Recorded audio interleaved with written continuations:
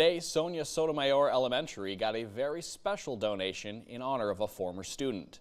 Brady Southwick lost his lifelong battle with cancer last November, and his classmates and the whole school were very active in raising funds for his family and acting as a support network. Well, today his parents donated Brady's bench, which is located at the school's playground. The entire third grade was able to be at the playground today for a very special ceremony. Something that'll be here for a long time that can be shared.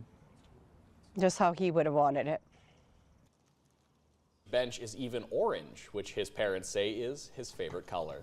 ADA Enterprises Premier Polysteel made the bench after the school called to purchase the bench. They actually found out the sales director, Matt Erickson, graduated high school with Brady's mom, Jamie, making the project even more special.